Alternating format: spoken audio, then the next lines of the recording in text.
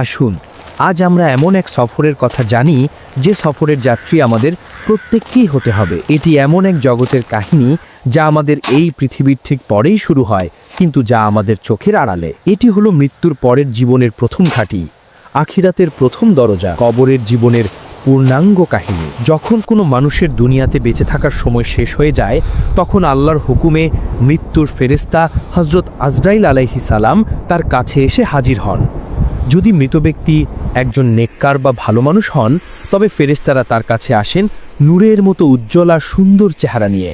তাদের সাথে থাকে জান্নাতের সুগন্ধিযুক্ত কাফনের কাপড়। তারা সেই রূহকে অত্যন্ত নরম আর আদরের সাথে শরীর থেকে বের করে আনেন, ঠিক যেভাবে একটি ভেজা আটার ভিতর থেকে একটি চুল খুব সহজে বেরিয়ে আসে। এরপর সেই পবিত্র রূহকে জান্নাতের সুগন্ধি কাফনে জড়িয়ে নেওয়া হয়, যেখান থেকে মেশক আম্বরের চেয়েও উত্তম সুগন্ধ বের হতে থাকে। এরপর ফেরেশতারা সেই রূহকে নিয়ে আসমানের দিকে উঠতে থাকেন। তারা যখন কোনো আসমানের ফেরেশতাদের পাশ দিয়ে যান, তখন ফেরেশতারা জিজ্ঞেস করেন, এই পবিত্র রূহটি কার? উত্তরে রূহকে নিয়ে যাওয়া ফেরেশতারা দুনিয়াতে তার সবচেয়ে সুন্দর নামে তার পরিচয় দেন। এভাবেই এক এক করে 7টি আসমানের দরজা তার জন্য খুলে দেওয়া হয় এবং সবশেষে তার রূহকে ইল্লিন নামক এক সম্মানিত জায়গায় রেখে দেওয়া হয়। কিন্তু মৃত ব্যক্তি যদি একজন বদকার বা পাপী মানুষ হয়, তবে ফেরেশতারা তার কাছে আসেন ভয়ঙ্কর এবং কালো চেহারা নিয়ে। তাদের সাথে থাকে জাহান্নামের দুর্গন্ধময় চট। তারা সেই পাপী রূহকে অত্যন্ত কষ্ট দিয়ে টেনে হিচড়ে শরীর থেকে বের করে আনেন, ঠিক যেভাবে একটি জীবন্ত ছাগলের চামড়া টেনে বের করা হয়। একবার ভেবে দেখেছেন কি ভয়ানক দৃশ্য? জীবন্ত ছাগলের শরীর থেকে চামড়া যখন টানা হয় কি রকম যন্ত্রণা হবে? ঠিক সেইভাবে ওই পাপীদের রূহ বের করা হবে। এতে শরীরের শিরা উপশিরাগুলো ছিঁড়ে যায়। এরপর সেই নাপাক রূহকে জাহান্নামের দুর্গন্ধময় চটে জড়ানো হয়, যেখান থেকে মরা পশুর চেয়েও জঘন্য দুর্গন্ধ বের হতে থাকে। ফেরেশতারা যখন সেই রূহকে নিয়ে আসমানের দিকে উঠতে থাকেন, তখন আসমানের দরজা তার জন্য বন্ধ করে দেওয়া হয়, তাকে ভেতরে ঢুকতে দেওয়া হয় না। এরপর তার রূহকে সিজ্জিন নামক এক অপমানজনক জায়গায় ছুঁড়ে ফেলা হয়। এরপর মৃত ব্যক্তির দেহকে যখন কবরে নামিয়ে রাখা হয় এবং তার আত্মীয় স্বজনরা তাকে মাটি দিয়ে চলে আসে, তখন এক ভয়ঙ্কর অধ্যায় শুরু হয়।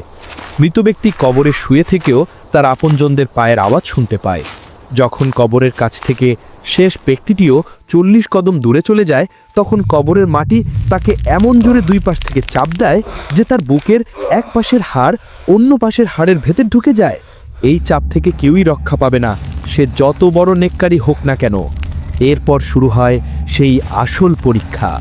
কবরে সেই ভয়ঙ্কর মাটির চাপের পর হঠাৎ করে কবরের মাটি দুভাগ হয়ে যায় এবং আগমন ঘটে দুই ভয়ঙ্কর ফেরেশতার। তাদের নাম মুনকার এবং নাকির। হাদিসের বর্ণনা অনুযায়ী তাদের দেখতে অত্যন্ত ভয়ঙ্কর। তাদের গায়ের রং হবে নীল কালো, চোখগুলো হবে আগুনের গোলার মতো, আর তাদের কণ্ঠস্বর হবে বজ্রপাতের মতো ভয়ঙ্কর। তাদের হাতে থাকবে বিশাল এক লোহার হাতুড়ি। সেটি এত ভারী হবে যে দুনিয়ার সকল মানুষ মিলেও তা মাটি থেকে তুলতে পারবে না। তারা কবরের সেই লোকটাকে বসিয়ে দেবেন এবং এক ভয়ঙ্কর ধমকের সুরে জিজ্ঞেস করা শুরু করবেন। যদি মৃত ব্যক্তি একজন নেককার বা ইমানদার বান্দা হন, তবে তিনি এই ভয়ঙ্কর দৃশ্য দেখেও ভয় পাবেন না, কারণ আল্লাহ তার অন্তরকে শান্ত এবং দৃঢ় করে দেবেন। ফেরেশতারা তাদের বজ্রকণ্ঠে প্রথম প্রশ্ন করবেন, মান রব্বুকা, তোমার রবকে?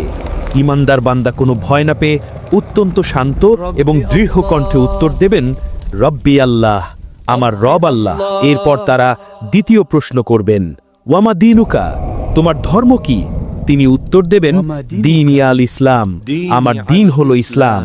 সব শেষে তারা আমাদের প্রিয় নবী হযরত মুহাম্মদ সাল্লাল্লাহু আলাইহি ওয়াসাল্লামের দিকে ইশারা করে তৃতীয় প্রশ্নটি করবেন, ওয়ামা কুনতা তাকুলু ফি হাযার রাজুলু, এই ব্যক্তি সম্পর্কে তুমি কি বলতে? ইমানদার বান্দা উত্তরে বলবেন, হুয়া রাসূলুল্লাহ, তিনি আল্লাহর রাসূল।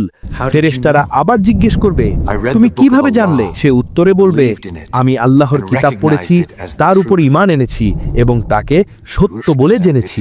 এই তিনটি প্রশ্নের সঠিক উত্তর দেওয়ার পর আসমান থেকে এক গায়েবী আওয়াজ আসবে, আমার বান্দা সত্য বলেছে, তার জন্য জান্নাতের একটি বিছানা বিছিয়ে দাও, তাকে জান্নাতের পোশাক পরিয়ে দাও এবং তার জন্য জান্নাতের একটি দরজা খুলে দাও। সাথে সাথেই তার কবরকে 70 হাত প্রশস্ত করে দেওয়া হবে এবং তার কবরটা জান্নাতের আলো আর সবুজে ভরে যাবে। জান্নাত থেকে তার কবরের মধ্যে সুগন্ধি বাতাস আসতে থাকবে। এরপর তার কাছে একজন অপরূপ সুন্দর চেহারার ব্যক্তি আসবেন, যার শরীর থেকে সুগন্ধ বেরোতে থাকবে। মৃত ব্যক্তি তাকে জিজ্ঞাসা করবেন, তুমি কে? তোমার চেহারা এত সুন্দর কেন? সেই সুন্দর ব্যক্তি উত্তর দেবেন, আমি তোমার নেক আমল, আর আল্লাহ আমাকে পাঠিয়েছেন, আজ থেকে আমি তোমার সঙ্গী, তোমার কোনো ভয় নেই। এরপর সেই ইমানদার বান্দা আল্লাহর কাছে দোয়া করবেন, হে আল্লাহ, দয়া করে তাড়াতাড়ি কিয়ামত কায়েম করুন, যাতে আমি আমার পরিবার এবং জান্নাতের অফুরন্ত নিয়ামত উপভোগ করতে পারি। তাকে বলা হবে, তুমি শান্তিতে ঘুমাও, কিয়ামতের আগে পর্যন্ত তোমাকে কেউ বিরক্ত করবে না, তোমার ঘুম ভাঙবে কিয়ামতের দিন। আর এভাবেই কিয়ামত পর্যন্ত তার কবরটি হয়ে যাবে জান্নাতের বাগানগুলোর মধ্যে একটি বাগান। কিন্তু যদি মৃত ব্যক্তি একজন বদকার বা পাপী মানুষ হয়, তবে মুনকার নাকিরের ভয়ঙ্কর চেহারা দেখেই তার আত্মা শুকিয়ে যাবে, ভয়ে সে থরথর করে কাঁপতে থাকবে। ফেরেশতারা যখন তাকে বসিয়ে প্রথম প্রশ্ন করবেন, মান রাব্বুকা, তোমার রবকে, ভয়ে আর আতঙ্কে তার মুখ দিয়ে কোনো কথা বের হবে না। সে তোতলানো গলায় বলবে, হা হা লা আদরি, হায় হায়, আমি তো কিছুই জানি না। তারা আবার দ্বিতীয় প্রশ্ন করবেন, ওয়া মা দিনুকা, তোমার দিন কি? সে আবারও একই উত্তর দেবে, হা হা লা আদরি। সবশেষে তারা নবীজিকে দেখিয়ে তৃতীয় প্রশ্নটি করবেন, এই ব্যক্তি সম্পর্কে তুমি কি বলতে? সে উত্তর দেবে, আমি তো কিছুই জানি না, মানুষ যা বলতো আমিও তাই বলতাম। তার এই উত্তরগুলো শোনার পর আসমান থেকে এক গায়েবী আওয়াজ আসবে, সে মিথ্যা বলেছে, তার জন্য জাহান্নামের একটি বিছানা বিছিয়ে দাও, তাকে জাহান্নামের পোশাক পরিয়ে দাও এবং তার জন্য জাহান্নামের একটি দরজা খুলে দাও। সাথে সাথেই জাহান্নামের ভয়ঙ্কর গরম এবং দুর্গন্ধময় বাতাস তার কবরে আসতে শুরু করবে। এরপর শুরু হবে কবরের আসল আযাব। তার কবরকে এমন জোরে দুপাশ থেকে চাপ দেওয়া হবে যে তার বুকের এক পাশের হাড় অন্য পাশের হাড়ের ভেতর ঢুকে যাবে। এরপর তার কাছে একজন কুৎসিত এবং ভয়ঙ্কর চেহারার ব্যক্তি আসবে, যার শরীর থেকে পচা লাশের মতো দুর্গন্ধ বের হতে থাকবে। মৃত ব্যক্তি তাকে জিজ্ঞাসা করবে, তুই কে? তোর চেহারা এত ভয়ঙ্কর কেন?